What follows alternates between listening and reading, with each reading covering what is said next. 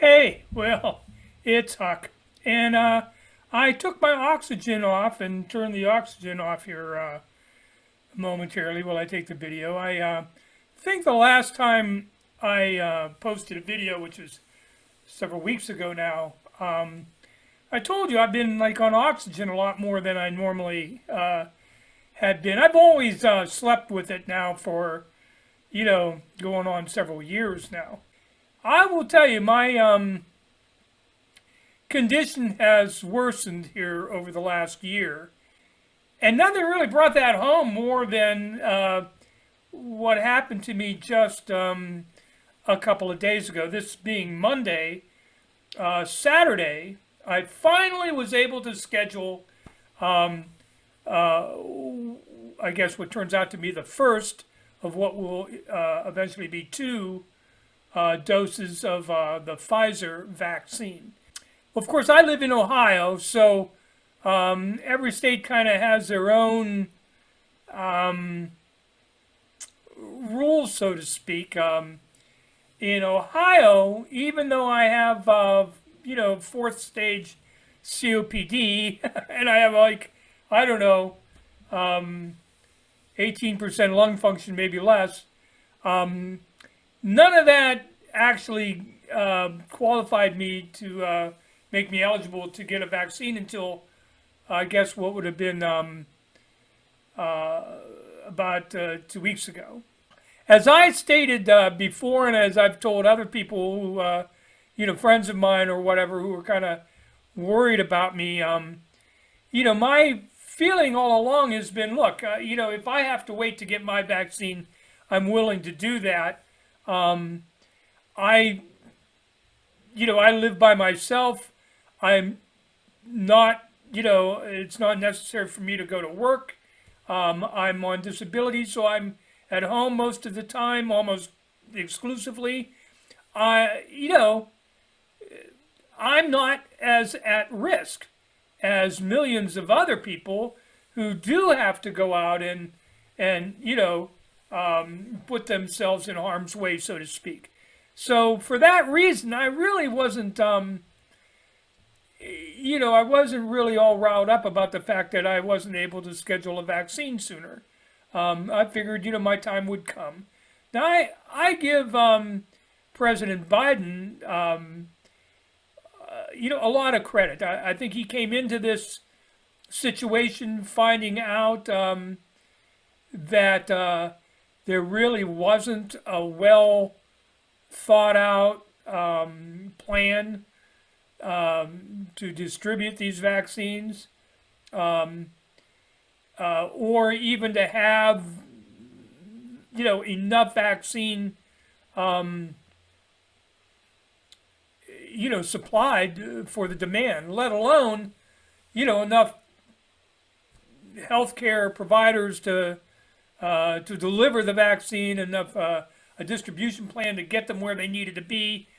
All of that really, I think Biden came into office January 20th, discovering that a lot of that really hadn't been done. And I think it's a testament to the competence of his administration, and the people that he has surrounded himself with and appointed to, various roles in all of this, that he has easily exceeded the demand that he put on himself. He said that coming into office, his goal was to get 100 million vaccines within 100 days. And he was able to do that in half the time. So anyway, Saturday, I finally got through about a week earlier. The first time I was able to finally, because I was trying to do this every morning. I'd get up in the morning about between the hours of 7 a.m. and 8 a.m. And I would get online, and now there's a basically an Ohio website that you can go to. So the next day, I think it was Tuesday, and this would have been of last week, I made another few attempts. I went to the Walgreens website first, and lo and behold, it showed me an appointment available. It showed me actually several different appointments available on the same day, and that would have been for Saturday. And I thought I was, when I typed in my zip code, I thought, well, they're going to give me one here right in my hometown.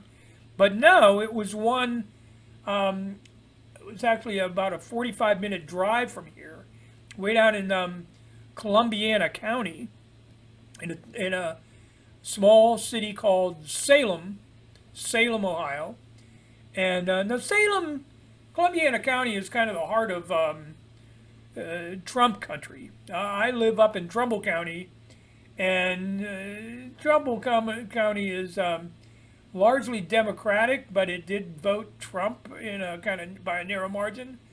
We're right beside Mahoning County, which is Youngstown, largely Youngstown and Austintown and Boardman, Ohio. They are largely Democrat.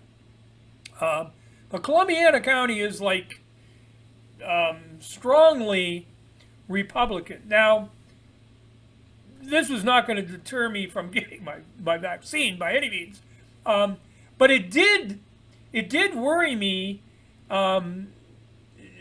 in context that I was worried that if I had to drive down to Salem and had to get out of my car and walk into the store, that I would maybe encounter, some of these anti-maskers walking around without masks on, which would concern me at any rate. So anyway, they did set me up with an appointment on Saturday, and I made it there. Now Saturday, I had no problem driving down there. I had a 3:45 p.m. appointment, and like I said, it's about a 45-minute drive from here. And when I arrived there, and I got there plenty of time early because I didn't know how long it was going to take me with my little portable oxygen and my mask on, to actually walk, the full length of that store from front to back to get to their pharmacy, to where they were going to invite you into a little back room to give you your shot. I managed to walk up the little ramp, and get into the store. And shortly upon entering the store, of course, now I have my mask on. And I actually was wearing my oxygen at the time because my breathing has been so bad that when I get up and walk, even a short distance now, my oxygen level just drops like a rock. And frankly, it has been months since I have had to walk and wear a mask, because the only places I have been going, I don't ever get out of my car. So this was really the first time since maybe October that I had gone somewhere and had to walk, even 100 feet with a mask on. And again, I had my oxygen on underneath that. It was a nightmare. I mean, it was an absolute nightmare. I got about 3 or 4 rows across, the front of the store near the counter. And then I was going to cut, I was going to go all the way almost to the last row or two. And then I was going to cut back to the back. Well, I got all the way to, I guess, what they had as their candy aisle or whatever, about the 2 aisles from the wall, and I took a few steps up that aisle, still near the front of the store, where they had like a bin in the middle of the aisle, with I don't know, some types of candy or something in there. I guess being set up for what's coming up, Easter. At any rate, I kind of like bent over and held on to this thing and just tried desperately to catch my breath. I was just gasping for air, and I had my oxygen on, but I also had this mask on. And I confess, I lowered my mask and started trying to get, some unfiltered air to help me catch my breath. And I mean, this went on for 2 or 3 minutes, and my recovery was really slow. And at any rate, I saw an abandoned cart. It was completely empty. It was next to some like foot stool or something. Apparently, an employee had put the cart there. And at any rate, so I grabbed the cart just to have something to kind of hold on to and put my oxygen unit in, my oxygen tank. And I walked, again, about halfway up the aisle and stopped again. Took my mask down just a little bit so I could get some, make it a little easier for me to breathe. And eventually I got back to the back of the store. I couldn't believe the difficulty that I had. And I abandoned the cart. I walked up to the window to kind of check in. I noticed that there were two women who were seated in chairs. Apparently, they had already checked in. They were awaiting, their turn at getting their vaccine. They hadn't been called back yet, I guess.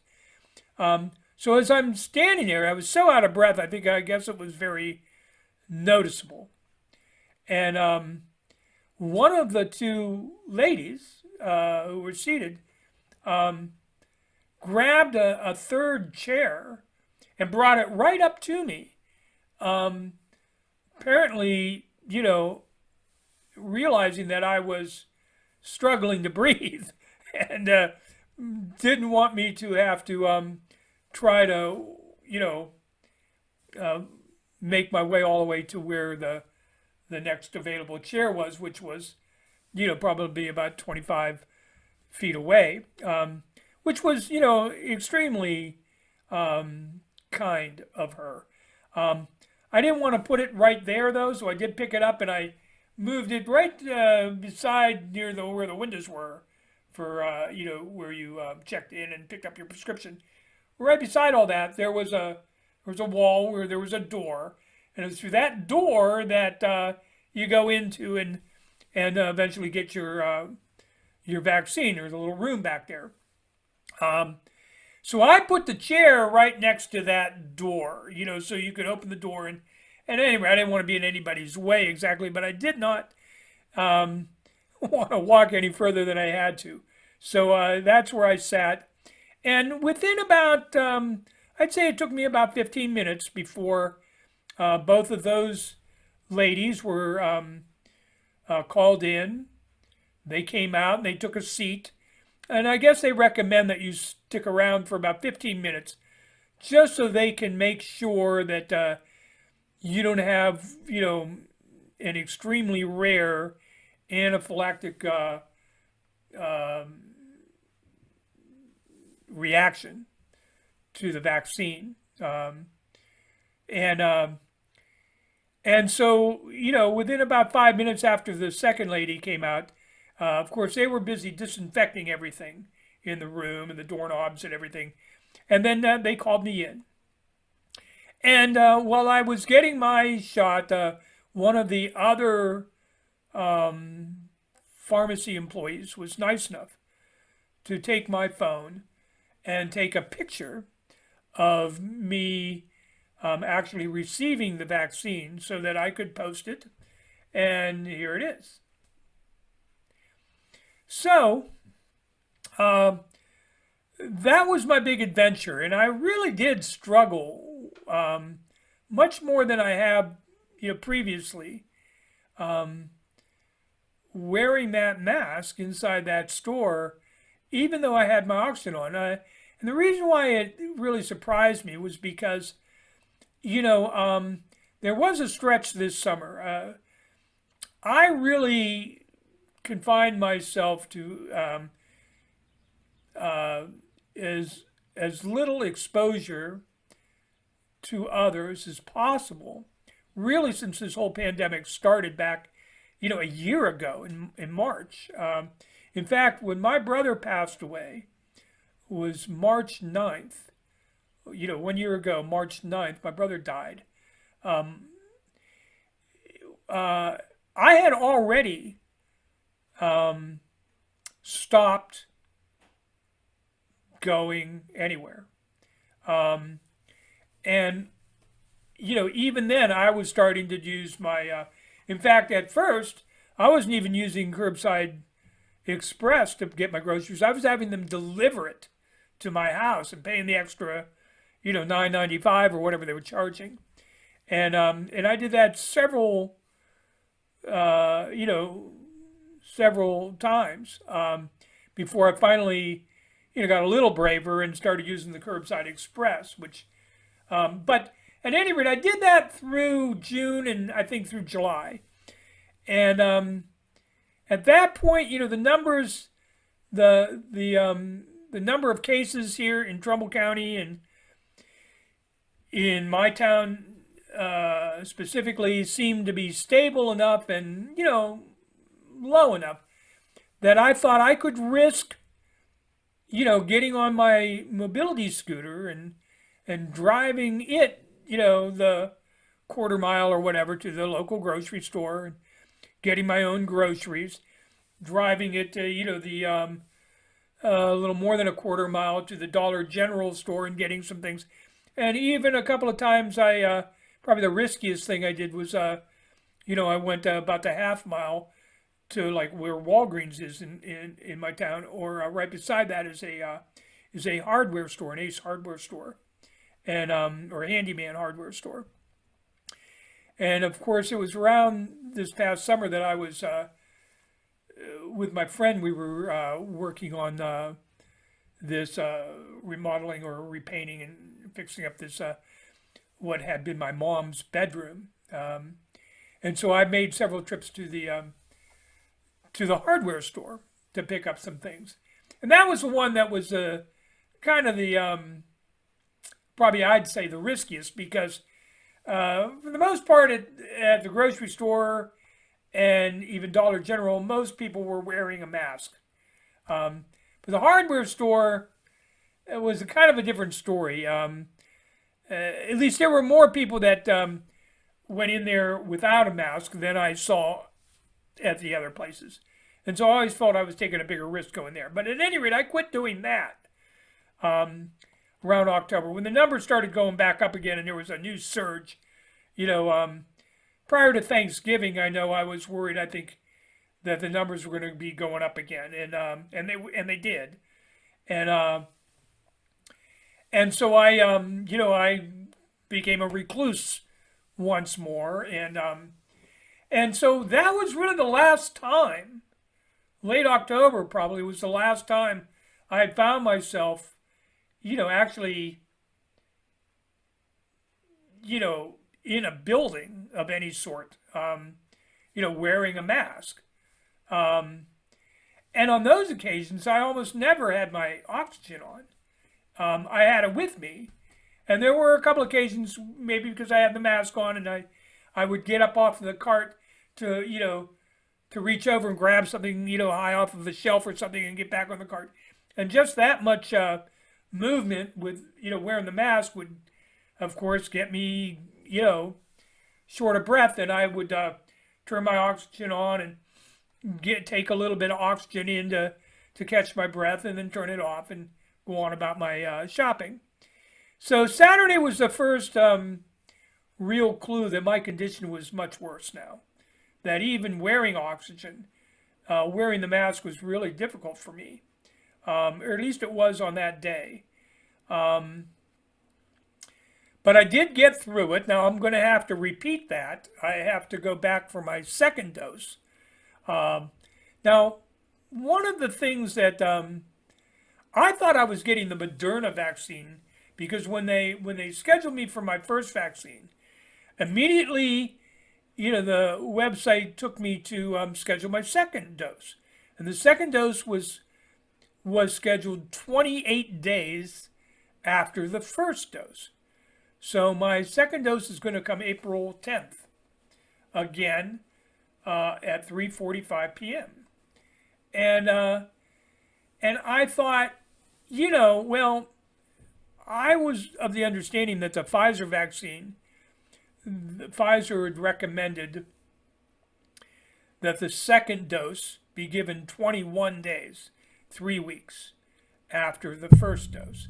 And it was my understanding that the Moderna vaccine, the second dose, was to be given 4 weeks, 28 days after the first dose. So once I realized, they were scheduling me 28 days later for the second dose, I just assumed I was getting the Moderna vaccine. And I didn't really have a strong preference either way. If I would have had a choice, I would have picked the Pfizer, simply because you get about 1/3 the amount of actual, you know, dosage, volume.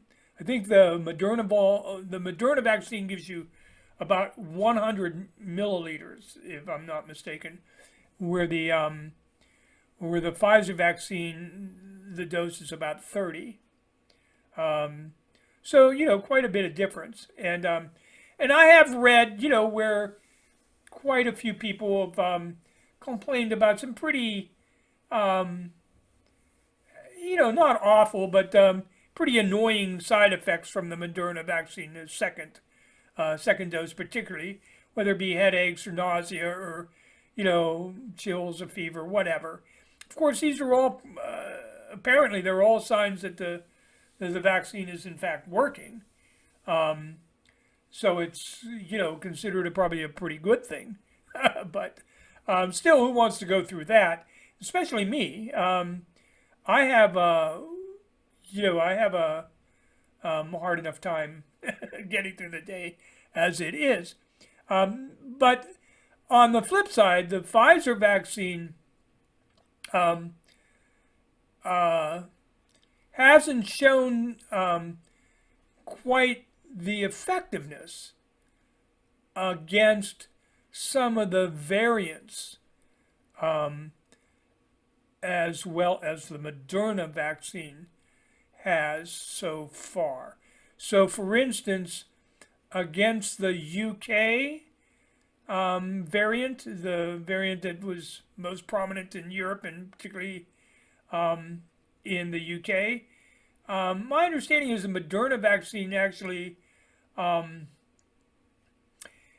preliminary indications are at least that the Moderna vaccine held up a little better. Now, of course, all of these companies, all three of the currently in use vaccines, in other words, including the Johnson & Johnson vaccine, they're all apparently now working on booster shots to make them each more effective against, the variants, the known variants that are out there, including the one in the UK and the other one from the South Africa. So I don't know. At some point, I suppose later this summer or fall, I would guess, depending on which vaccine you may have gotten, you may be asked to go back and get another, whether it be a third or in case of the Johnson & Johnson, a second, to get this, booster shot to help you out against any of the variants that might still be, that you might still be somewhat vulnerable to. At any rate, so I thought maybe that I was getting the Moderna, and I asked them, as they were preparing the shot, and they said, no, you're getting the Pfizer. And now I just recently saw a study, and again, this is not it's one of the first studies, and it's kind of a small scale study, but it's really the first indication we have of, how these kind of things, how how effective these kind of things are. This was a small study involving, I don't know, a few thousand people in the UK, of people who were cancer patients who had received the Pfizer vaccine. And what they found was that the people that were cancer patients, now I assume if they're cancer patients, they are on some type of medication or chemotherapy. At any rate, they were given, there were two groups that were studied. A group that got the second dose, the recommended 21 days after the first. And those people, the cancer patients, who received the second dose, 21 days as recommended, after the first, their immunity shot up to about 95%. The other group got their second dose 5 weeks after their first. So there was a 2-week delay over what Pfizer had, been recommending. And that group had only I think a 43%. Only 43%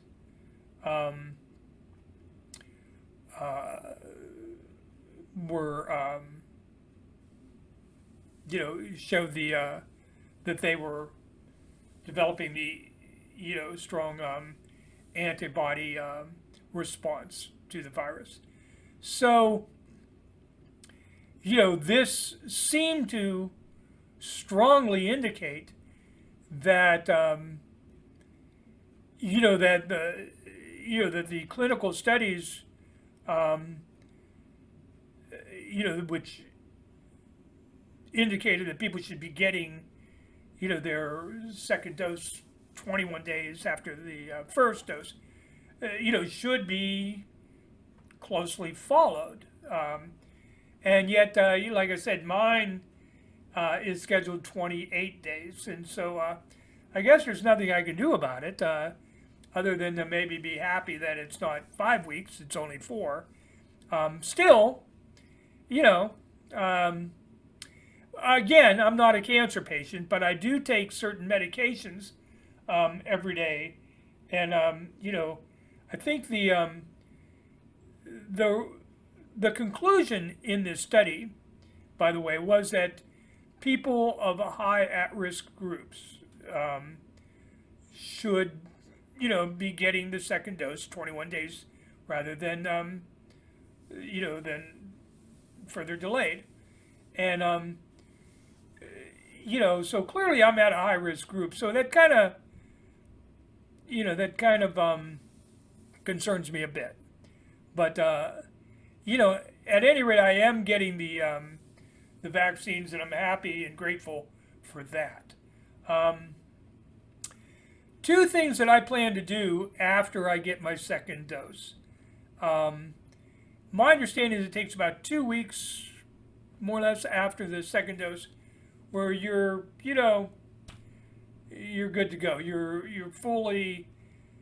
as fully equipped as your body is going to get, I guess, to fight off this virus. So, it takes a couple of weeks, to develop your body's, response to these injections, but they say about 2 weeks after the second injection. So by that standard, probably by about the 3rd week in April, I am desperately going to get a haircut. Now, my hair probably doesn't look too awful right now because I've trimmed it as best I can, and I don't have any clue what I'm doing. But I guarantee you the back looks terrible because I can't even see what I'm doing back there, and I just know it's real long, probably all different lengths, and it drives me nuts.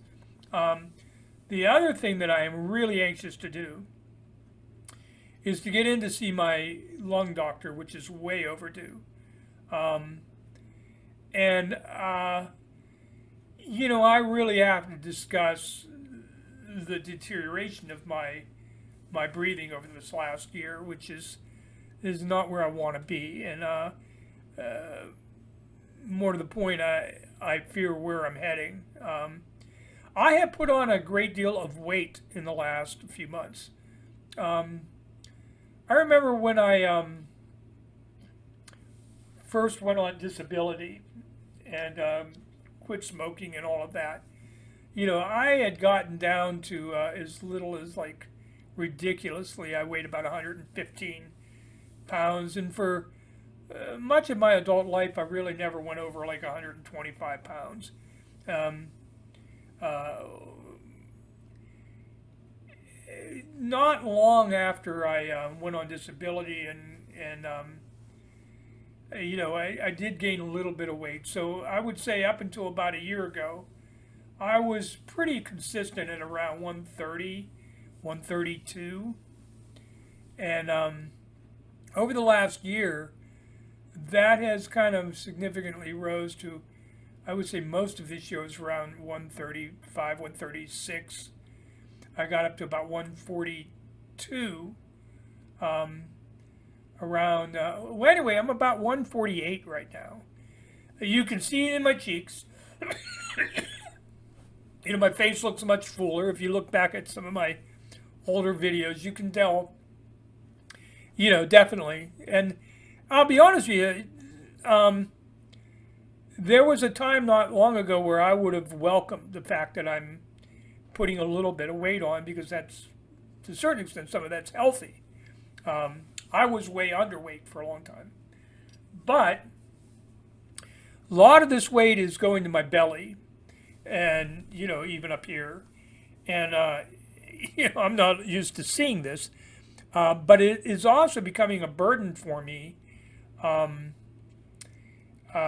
breathing wise. Every time I eat, I get extremely tired.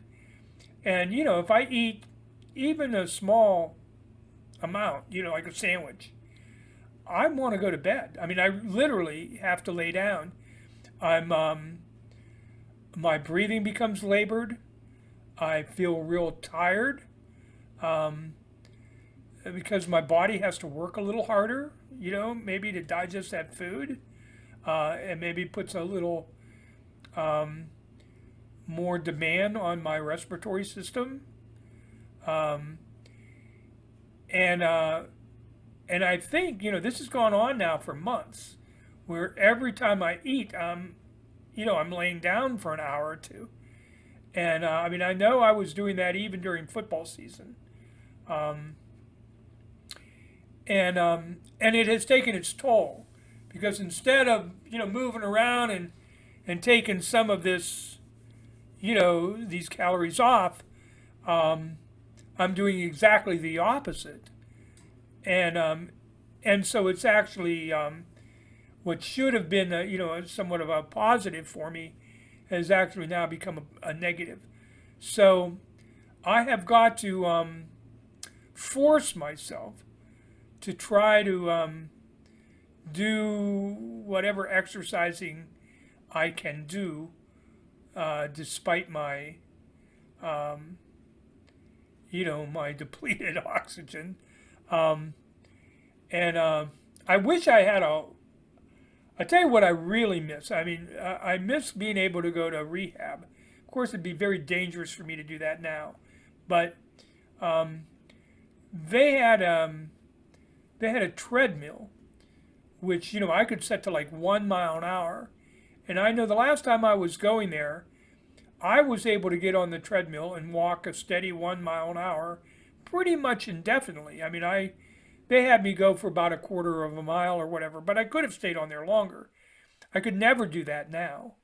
Um, First of all, I was able to do that without any oxygen or anything. I can't walk, I can't walk, from the kitchen to the bedroom and back to the kitchen without having to put my oxygen on now.